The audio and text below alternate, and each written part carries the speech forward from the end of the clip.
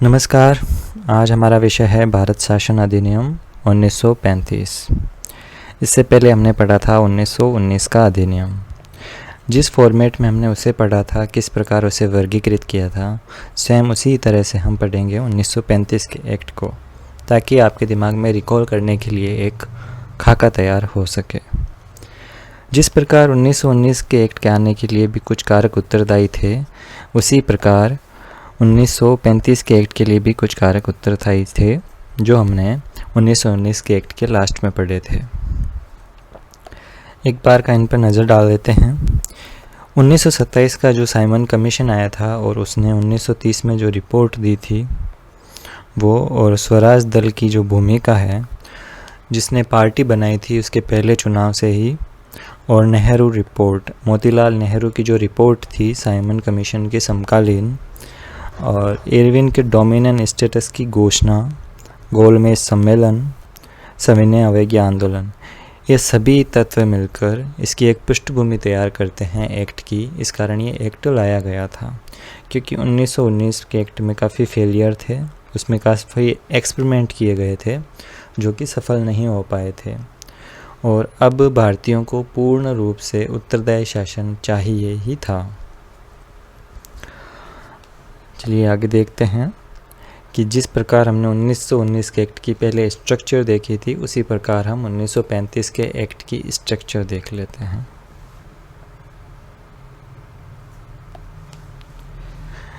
इसमें 14 भाग थे, 321 अनुच्छेद और 10 परिशिष्ट, लेकिन प्रस्तावना नहीं थी जो कि 1919 के एक्ट में थी।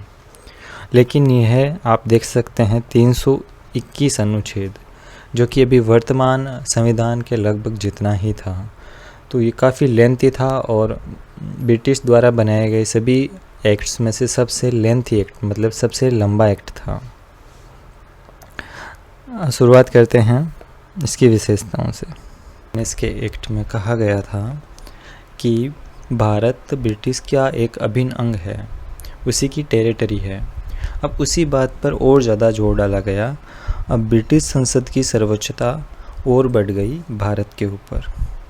अब जो 1858 में भारत परिषद बनी थी, उसका अंत कर दिया गया और भारत के सचिव के सहयोग के लिए 6 सदस्यों की एक कमेटी बना दी गई।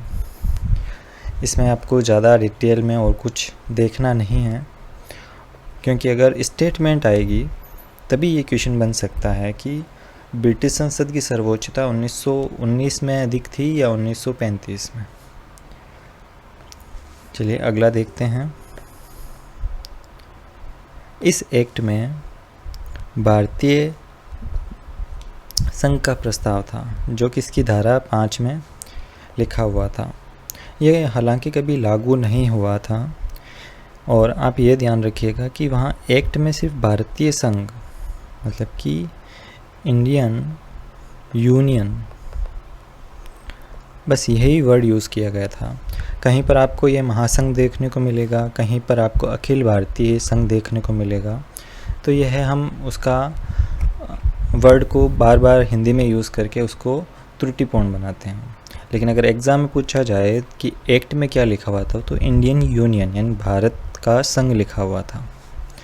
इसमें 11 प्रांत और 6 चीफ कमिश्नरी क्षेत्र।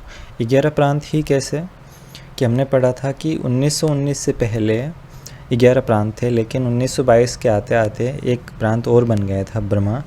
तो इसी की एक्ट में उस ब्रह्मा को अलग बना दिया गया, तो 11 प्रांत बचे, और 6 चीफ कमिश्नरी क्षेत्र, वो तो इसमें शामिल होने ही थे। और देसी रियासतें अपनी मर्ज़ी से इसमें शामिल हो सकती थी। लेकिन अगर किसी देसी रियासत की 50% जनसंख्या अगर यह कह दे कि हम तो शामिल होना चाहते हैं, तो उसे शामिल होना ही पड़ेगा। इसमें राजा की इच्छा फिर काम नहीं आएगी। लेकिन यह प्लान कभी, या यह एक्ट कभी लागू ही नहीं हो पाया। कौन सा है? धारा 5 वाला। आगे देखते हैं। 1919 में हम देख रहे थे कि भारत में संघवाद की शुरुआत हो चुकी है, लेकिन अब ये स्पष्ट रूप से आपको दिखाई देगा कि भारत का संघवाद मजबूत बन रहा था, क्योंकि अब शक्तियों का एक स्पष्ट विभाजन कर दिया गया था। एक संघ सूची बनाई गई थी जो केंद्र के अधीन थी कि इस पर केंद्र सरकार नियम बनाएगी। उसमें 59 जो थे विषय रखे गए थे। देखिए, विषयों से मतलब है कि टॉपिक्स, किन किन टॉपिक्स पर आप कानून बना सकते हो।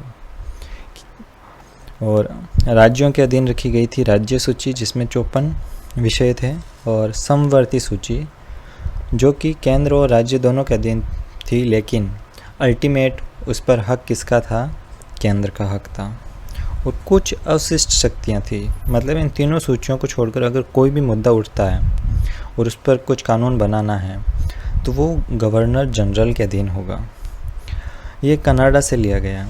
कनाडा खुद उस समय ब्रिटिश साम्राज्य का एक अंग था, तो कैनेडियन मॉडल से ये लिया गया है, जो कि था ब्रिटिश मॉडल ही। यह धारा 104 में लिखा हुआ है इस एक्ट की।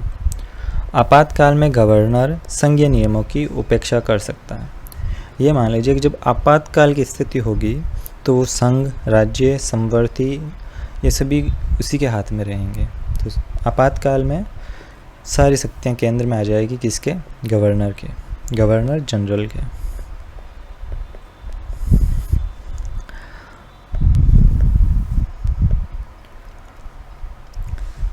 (1919) के एक्ट में हमने एक चीज़ पढ़ी थी कि राज्यों में अब द्वैध शासन की स्थापना की गई, जो कि असफल हुई। अब वहाँ से तो हटा दिया गया है, लेकिन केंद्र सरकार में या केंद्र शासन में अब द्वैध शासन की व्यवस्था कर दी गई है। जैसा कि हमने पहले पढ़ा था कि केंद्र सरकार के 2 भाग थे, विधान पालिका जो कानून बनाएगी और कार्यपालिका जो कानूनों को लागू करेगी। तो विधानसभा द्विसदनात्मक 1919 के एक्ट से बन चुकी थी। राज्य परिषद और केंद्रीय विधानसभा, जिसमें राज्य परिषद स्थायी सदन हुआ करता था और अस्थायी सदन जो संघीय सभा है वो। इसके सदस्य बढ़कर 260 हो गए और संघीय सभा के सदस्य भी बढ़कर 375 हो गए। इनका चुनाव प्रत्यक्ष हुआ करता था। ये काफ़ी एक उल्टी बात है, आप नोट कीजिएगा।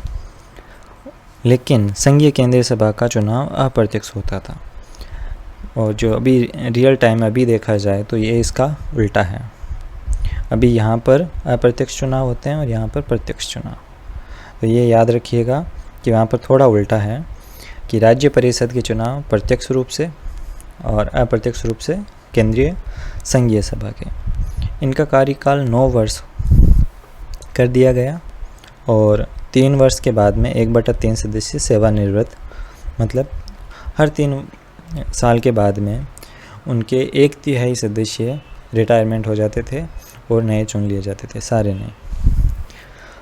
1919 के एक्ट में यहाँ पर हम देखने को 5 वर्ष था, लेकिन अब इनकी कार्यकाल बढ़ा दिया गया और 9 वर्ष कर दिया गया।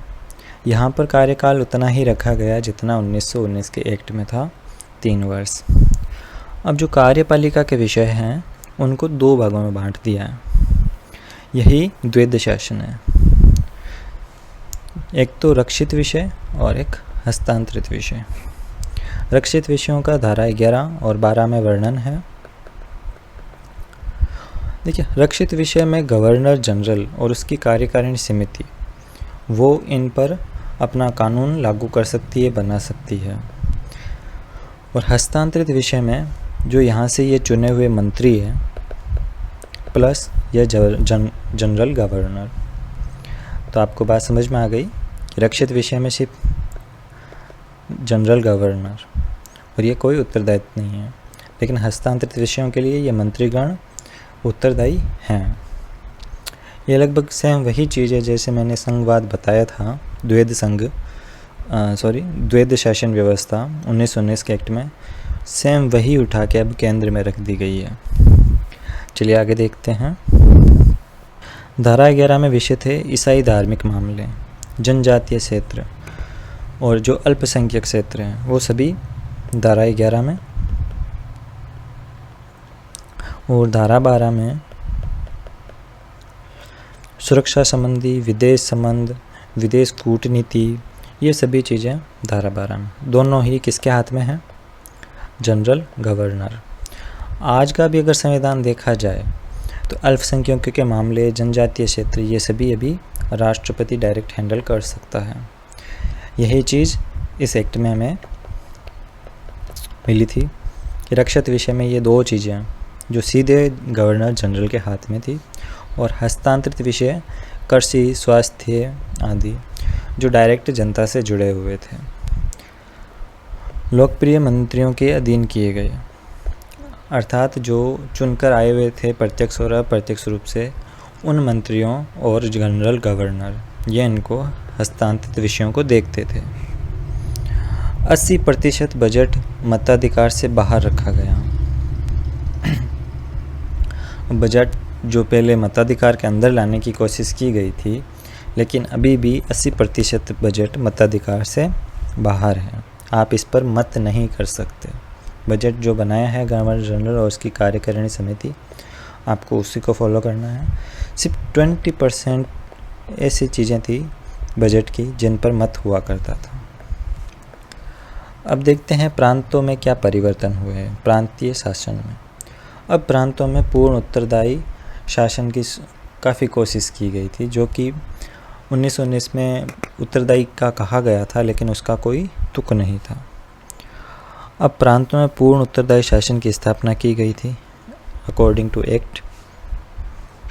प्रांतों का शासन स्वायत्त बना था। अब वो केंद्र ज़्यादा हस्तक्षेप नहीं करेगा। प्रत्यक्ष रूप से प्रांत ताज के अधीन हो गए, मतलब कि अब जो प्रांत का हेड है गवर्नर, वो सीधा ब्रिटिश में रिपोर्ट करेगा, ताज को रिपोर्ट करेगा। पहले गवर्नर करता था जनरल गवर्नर को, और फिर वो आगे ब्रिटेन को। अब ये पूर्ण रूप से स्वायत्त हो गए हैं, केंद्र बीच में नहीं आ रहा है। अब ये सीधा ताज को रिपोर्ट करेगा। गवर्नर ताज द्वारा ही मनोनीत होगा। अब जो गवर्नर है वो भी सीधा वहीं से नामांकित होकर आएगा, ब्रिटेन से ही। अल्पसंख्यक, लोक सेवा इत्यादि में विशेष शक्तियाँ इसको रहेगी। अल्पसंख्यक मामलों जो कि प्रांत में हैं, ये सभी शक्तियाँ इसी के पास रहेगी, ये केंद्र के अधीन नहीं रहेगा। राज्य सूची के जो 54 विषय थे वो लोकप्रिय मंत्रियों को दिए गए थे, वो मंत्रियों के अधीन ही हैं सारे के सारे ही। पहले जैसे 2 विषय बांटे गए थे, रक्षित और हस्तांतरित, इसमें ये सारे विषय ही अब हस्तांतरित कैटेगरी के आ गए। इनकी नियुक्ति विधानसभा सदस्यों में से गवर्नर द्वारा की जाती थी। जो विधानसभा है उनमें से जो आपस में चुनकर सदस्य है वो खुद चुनते थे, और लास्ट में गवर्नर उनको अनुमति दे देता था, सहमति दे देता था कि ये मंत्री हैं। सामूहिक रूप से विधानसभा के प्रति उत्तरदायी होते थे। देखिए सिस्टम वही है, लेकिन वो द्वैध शासन प्रणाली अब हटा दी गई है प्रांतों से। उत्तरदायी जैसा कि पहले 1919 के एक्ट में हमने स्पष्ट किया था, सेम वही है, कुछ अलग चेंजेस नहीं हुए हैं। 11 में से 6 प्रांतों में द्विसदनात्मक व्यवस्था स्थापित कर दी गई। देखिए 1919 के एक्ट में केंद्रों में द्विसदन स्टार्ट किया गया था, लेकिन प्रांतों में नहीं। सारे प्रांत एक सदनात्मक थे, लेकिन प्रांतों को पहली बार द्विसदनात्मक 1935 के एक्ट में किया गया था। और 11 में से 6, आप ये फैक्ट याद रखिएगा। कौन कौन से हैं? मद्रास, मुंबई, बंगाल, बिहार, उत्तरी पश्चिमी सीमा प्रांत और संयुक्त प्रांत। और दोनों सदनों का नाम क्या रखा गया था? विधानसभा और विधान परिषद। अभी भी यहाँ पर 40% बजट मताधिकार से बाहर रखा गया, लेकिन सेंट्रल से अब ज़्यादा है। इस एक्ट की कुछ और ख़ास बातें देख लेते हैं। इसी एक्ट में संघीय न्यायालय की स्थापना हुई थी, धारा 200 के अंतर्गत। इसकी स्थापना 1 अक्टूबर 1937 को हुई थी।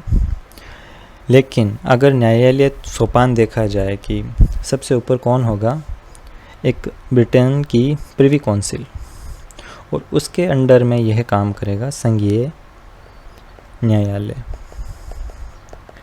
मतलब सर्वोच्च रूप से अगर न्यायिक शक्ति कौन है, प्रिवी काउंसिल। सोपान में पहले नंबर पर यह है और दूसरे नंबर पर यह है। इस प्रिवी काउंसिल को इंग्लैंड राजा की एक गुप्त सभा भी कहा जाता था। इसका अन्य नाम। अधिनियम में संशोधन और समाप्ति ब्रिटिश संसद ही कर सकती थी। जो स्थापित एक्ट अक्टूबर 1937 को हुई है, इसने कार्य करना शुरू किया था 6 दिसंबर 1937 को, और जो चली थी 27 जनवरी 1950 तक। पहले मुख्य न्यायाधीश बने थे सर मॉरिस ग्वेयर। 1919 एक्ट के अंतर्गत जो संघीय न्यायालय बने। अब देखिए, जो हमारे आज़ाद भारत का न्यायालय के प्रमुख सचिव रहे थे वो पहले थे मुख्य न्यायाधीश रहे थे वो थे कानिया। लेकिन संघीय न्यायालय के पहले मुख्य न्यायाधीश बने थे वो थे सर मॉरिस ग्वेयर। आप जहाँ भी पर्सनैलिटी, डेट और कुछ फैक्ट हो वो तो नोट करते ही चलिए।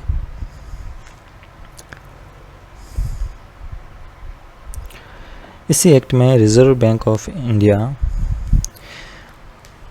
इसी एक्ट के लागू होने के बाद में रिजर्व बैंक ऑफ इंडिया की स्थापना हुई थी, लेकिन यह 1935 के एक्ट का पार्ट नहीं था। यह इस्टेब्लिश हुई थी आरबीआई एक्ट 1934 के अंतर्गत, जिसने 1 अप्रैल 1935 से कार्य करना शुरू कर दिया था। देश की मुद्रा और साख नियंत्रण के लिए इसकी स्थापना की गई थी और इसका पहला गवर्नर था सर ओसबर्न स्मिथ। इसी एक्ट में संघीय लोक सेवा आयोग, जो कि पहले बन चुका था ली कमीशन से, राज्य लोक सेवा आयोग और 2 या अधिक राज्यों के लिए संयुक्त सेवा आयोग, मतलब उसमें विस्तार कर दिया गया है और उसको काफ़ी विस्तृत रूप से लागू भी कर दिया गया है, प्रांतों में भी और संघ स्तर पर भी। प्रशासनिक क्षेत्रों में परिवर्तन किया गया है। इससे पहले हमने पढ़ा था कौन सी साइमन रिपोर्ट।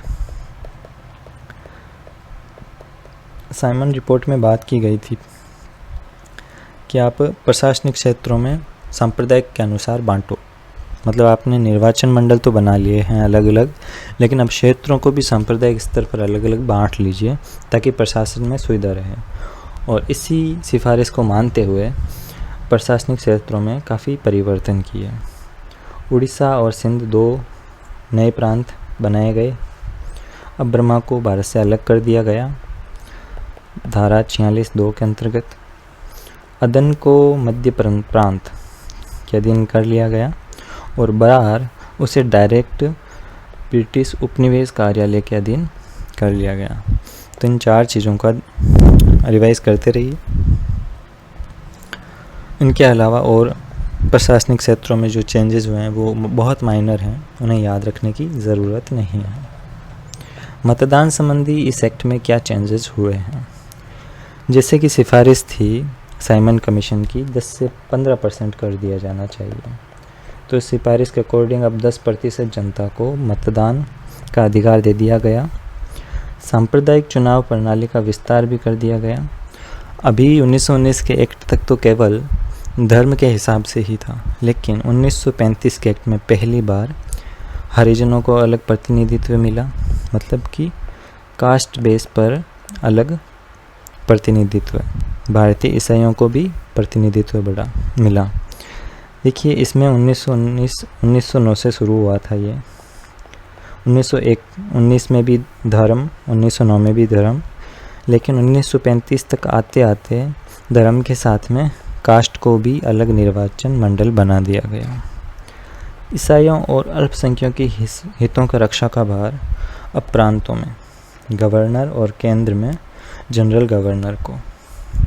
हमने ये चीज़ पहले ही पढ़ ली थी कि जो ईसाइयों और अल्पसंख्यकों, धारा 11 में जो लिखा हुआ था कि केंद्र सरकार अर्थात केंद्र के अंतर्गत जितना भी एरिया है उसमें ईसाई या जितने भी अल्पसंख्यक है वो सारे मामले डायरेक्ट जनरल गवर्नर हैंडल करेगा, और प्रांतों में ये डायरेक्ट गवर्नर हैंडल करेगा। तो इस एक्ट के अंतर्गत जो पहले चुनाव हुए थे वो फरवरी 1937 में हुए थे। इस एक्ट की एक ख़ास बात यह भी है कि इस एक्ट के अकॉर्डिंग सिर्फ एक ही चुनाव हुआ था, फरवरी 1937 का। 11 में से 5 प्रांतों में कांग्रेस को बहुमत मिला था। मुंबई, मद्रास, संयुक्त प्रांत, मध्य प्रांत और उड़ीसा, इनमें कांग्रेस की सरकार बनी थी। और सबसे ख़राब स्थिति कांग्रेस की रही थी बंगाल में, पंजाब में, सिंध में, यहाँ पर काफ़ी ख़राब स्थिति रही थी। और 1 अप्रैल 1947 से जो चुनी हुई सरकारें थी उन्होंने कार्य शुरू कर दिया था। 1935 ईस्वी का अधिनियम लागू भी हो गया था इसी के साथ में, जैसे सरकारों ने काम करना शुरू किया था। और 1919 का एक्ट इसी समय से ख़त्म मान लिया गया। अब जो ये चुनाव हुए थे वो लंबे टिके नहीं थे, क्योंकि वाइसरॉय लॉर्ड लिनलिथगो ने एक गलत बयानबाजी में कहा कि द्वितीय विश्व युद्ध में भारत ब्रिटेन के साथ है। मतलब यहाँ के नेताओं से किसी से बात नहीं की, वाइसरॉय ने डायरेक्ट घोषणा कर दी कि भारत जो है ब्रिटेन के साथ में ही है, क्योंकि भारत पर पूर्ण हक जमा चुके थे ताज वाले। तो ब्रिटिश अब यह नहीं मानता था कि अब हमें भारतीयों से कोई परमिशन लेनी पड़ेगी, वो हमारा ही है। तो इसी से कांग्रेसी नाराज़ हो गए और सब ने त्यागपत्र दे दिया। अक्टूबर 1939, मतलब लगभग 2 साल बाद में ही, और 22 दिसंबर को इन्होंने त्यागपत्र दे दिया। घोषणा कब हुई थी? अक्टूबर 1939। और इसी वजह से मुस्लिम लीग में खुशी की लहर बनी थी कि कांग्रेसी अब सबने त्यागपत्र दे दिया है, सरकार से मुक्त हो गए हैं, इसलिए उन्होंने मुक्ति दिवस मनाया। और क्योंकि मुस्लिम लीग ने जहाँ भी सरकार थी इन्होंने त्यागपत्र नहीं दिए थे, केवल कांग्रेसियों ने दिए थे। 1939 का ये अधिनियम यहीं पर समाप्त हो गया। 1935 का अधिनियम यहाँ पर ही समाप्त हो गया था, जैसे ही उन्होंने त्यागपत्र दिया। अब अगले आने वाले चुनाव की घोषणा हुई थी सीधे 1945 में, और 1946 में चुनाव हुए थे। वो किसके अकॉर्डिंग हुए थे? 1919 के एक्ट के अकॉर्डिंग, ना कि 1935। तो 1935 के अकॉर्डिंग केवल एक ही चुनाव हुआ था 1937 का। ठीक है। अब इस एक्ट के बारे में यहाँ के लोगों का क्या मत था? जवाहरलाल नेहरू ने इस एक्ट को कहा है कि यह दास्ता का चार्टर है, अधीनता का एक घोषणा पत्र है, गुलामी का घोषणा पत्र। और जवाहरलाल नेहरू ने ही इसी के साथ में कहा था कि उस मोटर के समान है यह एक्ट जिसमें ब्रेक तो है पर इंजन नहीं। मतलब आगे बढ़ने के कोई उपाय इसमें नहीं दिए गए हैं, सभी जगह रोकने की ही बात की गई है। तो ये उत्तरदायी शासन का सिर्फ एक छलावा है। राजेंद्र प्रसाद ने कहा था कि प्रांतीय स्वराज गवर्नरों का स्वराज है। मतलब प्रांतों को का स्वराज या स्वायत्ता तो दे दी, लेकिन सारा पावर तो भी गवर्नर के हाथ में ही है। प्रांतीय गवर्नर, यहाँ के मंत्रियों के हाथ में कुछ ज़्यादा है नहीं, तो स्वराज सिर्फ गवर्नरों को दिया गया। मीनू मसा ने कहा है कि लंगड़ा संघ, यह जो संघवाद का यहाँ फॉर्मूला अपनाया गया है वो आधा अधूरा है, इसलिए इसने लंगड़ा संघ कहा है। लॉर्ड एटली, यह ब्रिटेन के एक सांसद थे, ना कि वहाँ के उस समय प्रधानमंत्री बने थे। उन्होंने इसकी आलोचना की थी कि अविश्वास का प्रतीक है। और उस समय यह लॉर्ड एटली काफ़ी पक्ष में थे भारतीयों के, ना कि ब्रिटेन के, क्योंकि वह भी पीएम बने नहीं थे। और जैसे वो पीएम बने थे उन्होंने अपना रंग बदल लिया और ब्रिटिशों के पक्ष में हो गए और भारतीयों के खिलाफ। मदन मोहन मालवीय, यह अधिनियम हम पर थोपा गया है, बाहर से प्रजातंत्रीय और अंदर से खोखला है। मतलब कि सिर्फ बाहर से बहुत बड़ी बड़ी बातें की गई है, लेकिन अगर डिटेल से देखा जाए तो अंदर से कोई उत्तरदायी शासन, स्वायत्त शासन जैसी कोई चीज़ है नहीं। मोहम्मद जिन्ना, इनका कहना है कि पूर्णतया सड़ा हुआ, मूल रूप से बुरा और बिल्कुल अस्वीकृत। तो यहाँ पर जिन्होंने भी आलोचनाएं की हैं वो एक मुस्लिम लीग से जुड़े हुए हैं, बाकी कांग्रेस से जुड़े हुए हैं और लॉर्ड एटली जो ब्रिटेन के सांसद हैं। चलिए लास्ट में हम दोनों एक्ट्स का एक बार साथ में रिवाइज कर लेते हैं कि आपको कैसे पढ़ना है। इन दोनों एक्ट्स को आपको एक साथ पढ़ना है, 1919 का एक्ट और 1935 का एक्ट। इन दोनों एक्ट में सबसे इम्पोर्टेंट चीज़ें क्या थी वो देखनी है। आप दोनों को बैकग्राउंड देखेंगे,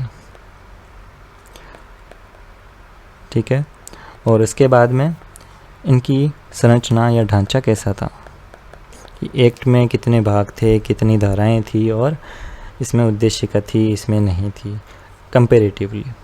उसके बाद में देखेंगे शासन व्यवस्था में क्या बदलाव हुआ। जैसे संघवाद की यहाँ पर शुरुआत हुई थी और यहाँ पर काफ़ी स्पष्ट थे, यह देखा गया कि संघवाद में अब शक्तियों का स्पष्ट वर्गीकरण कर दिया गया है। और हमें इसमें देखना है कि केंद्र सरकार और प्रांत, इन दोनों सरकारों में ढांचे में क्या क्या परिवर्तन हुआ है। इस एक्ट के अकॉर्डिंग चुनाव हुए हैं उनके बारे में, और मतदान संबंधी क्या परिवर्तन हुए हैं, और एटलीस्ट लास्ट में यहाँ के लोगों का इसके बारे में क्या मत था। इसके अलावा आपको इससे संबंधित कुछ नहीं पढ़ना है। आप कोशिश करिएगा कि 1 या 2 पेज में कंप्लीट रिवीजन के तौर पर ये टेबल आप बना लें, ताकि एग्ज़ाम से पहले आप अच्छे से रिवाइज कर सकें। आप लेंथी नोट्स लास्ट तक नहीं पढ़ पाएंगे। धन्यवाद। इसी के साथ हमारे ये दोनों एक्ट कंप्लीट होते हैं। हमारी अगली क्लास रहेगी बाबा भीमराव अंबेडकर और भारत का संविधान कैसे बना था और भारत की संविधान सभा। धन्यवाद।